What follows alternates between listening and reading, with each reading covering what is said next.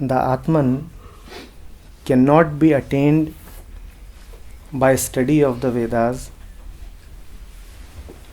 nor by intelligence, nor by much hearing.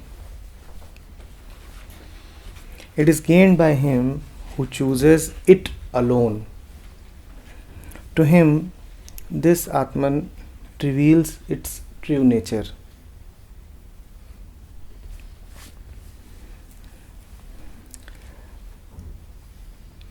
So the question is, isn't studying the scriptures also choosing it? What does it imply when we say that it is gained by him who chooses it alone?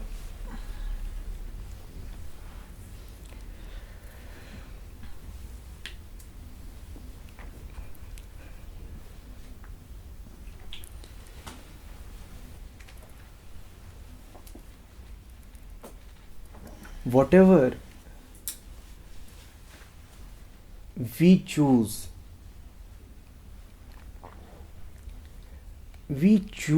in hope of something else.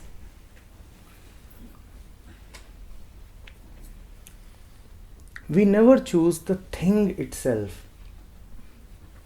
The thing is just a promissory note. When you say that you are choosing something, you are not choosing that thing. You are choosing a promise, a hope. You are choosing the thing as a medium to reach something else.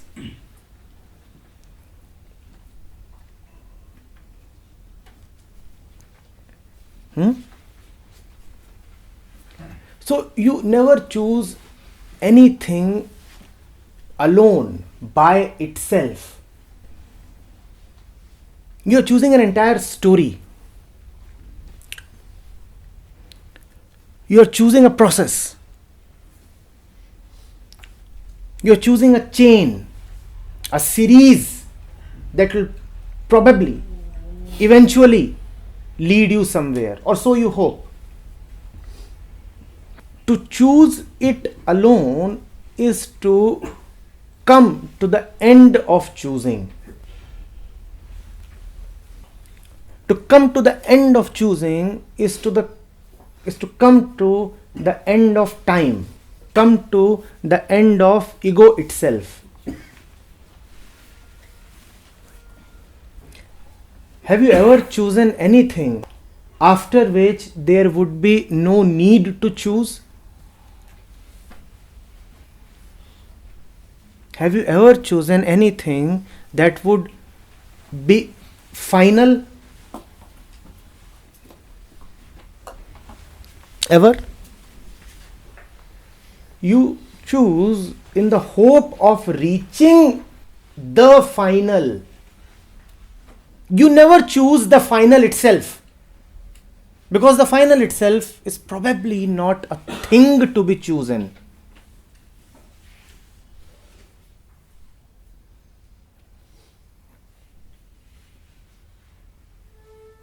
Are you getting it? To choose it alone is to come to the end of choosing.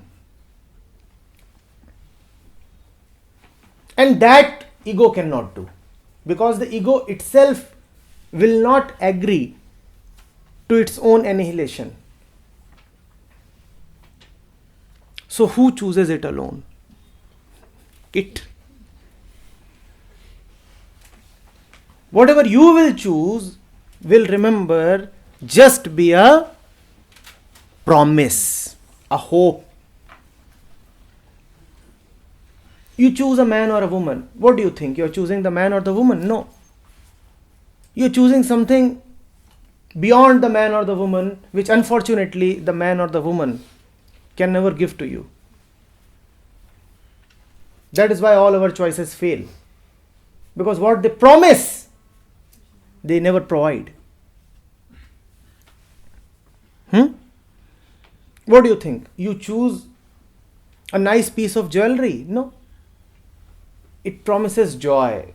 Unfortunately, it never gives that. That's why you need another piece and then the next one, and then the next.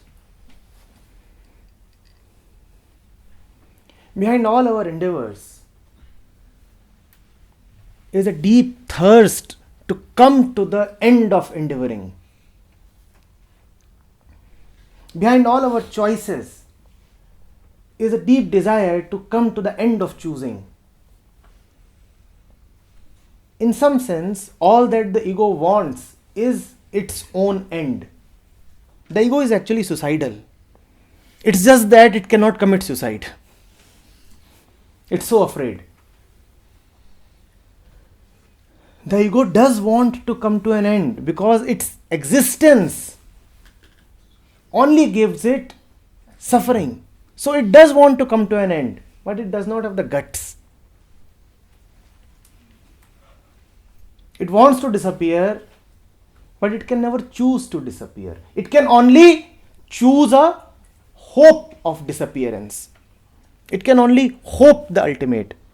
And that is the reason why hope is such a deception. The ego uses hope as a means of continuing itself. One day I will come to the ultimate.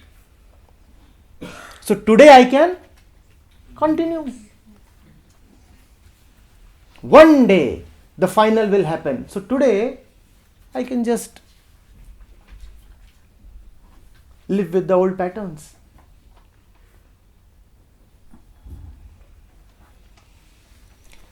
Very beautifully, the Upanishad says, your activities will never bring you to the Atman because you will never exercise that simple and direct choice. Nayam atma pravchanen labhyo na bahuna shruten. These are activities that you do, and your doing will never bring you to that, because all you're doing is just an escape from that. How can you come to that from which you are escaping? How can you come to the center while moving towards the circumference?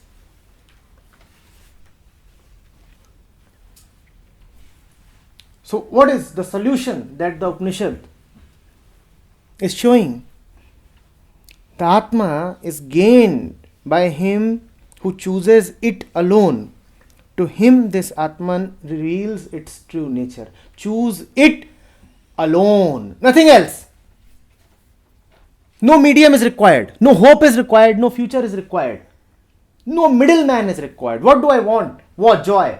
Not joy through a man. This otherness, this intermediation is the problem. What do I want? Freedom.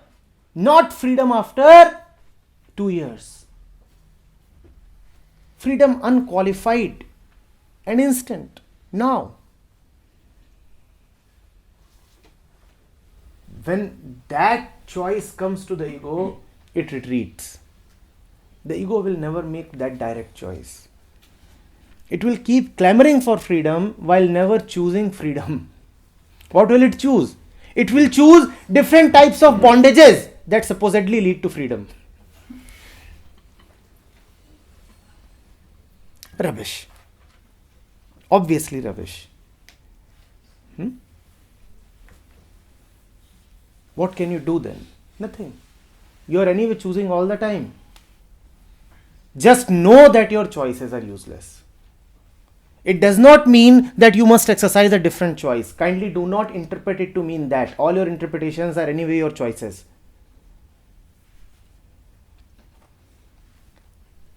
The Rishi is not asking us to choose differently. What is he telling us?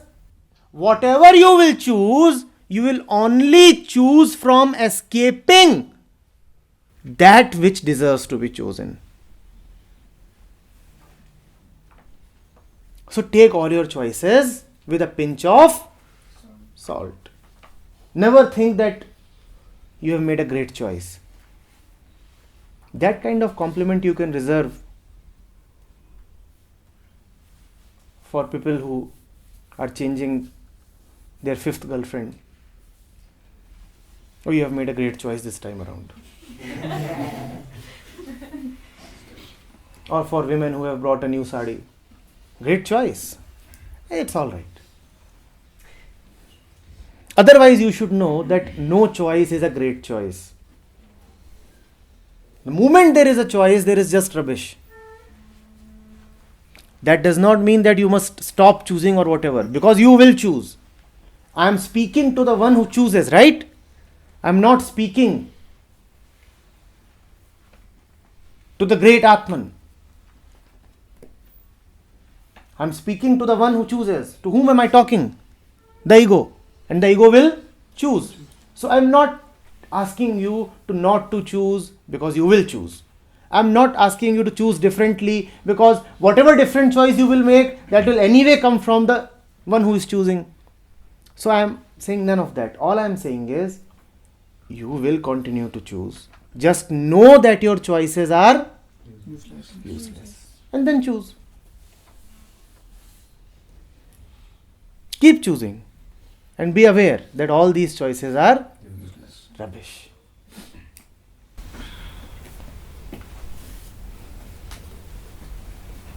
Clear?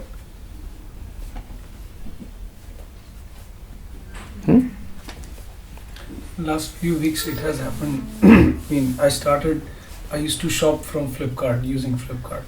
In the last few weeks, say month, I've started buying a lot. Now I can see it probably. I do not need that thing, but Flipkart offers me something that I don't need. I look at it, low prices. I do not know the real price in the market, but I see a price cut and the final price, and I see it is quite useful. I order it. The moment I order it and the moment it arrives, it is an exciting time. And that is why I want to choose that one-day delivery. It must reach me soon. Now for me, it becomes a very important thing. It will give me something special. It reaches, I open the packet, dumb. अब उसमें कुछ नहीं है. हाँ ठीक है, ये order किया था ना, एग्जैक्टली वही चीज़ आई ना. अब फिर उसके बाद फ्लिपकार्ट की वेबसाइट दोबारा खुलती है. Nobody ever sells you anything except hope. Realize that. Nobody ever sells you anything except hope. And that is why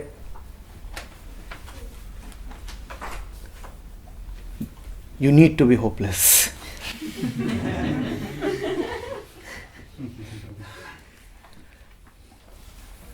How else will the markets survive?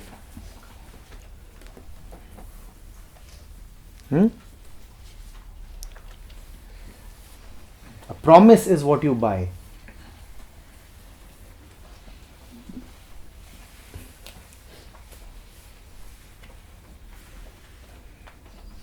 Fair and Lovely is not a skin treatment cream. It is the promise of love. Do you realize this? It is the promise of love. That's what you buy.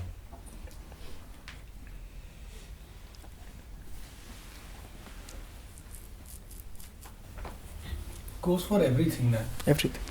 I was just thinking, what are the products which are not promises of love? And you will keep choosing them.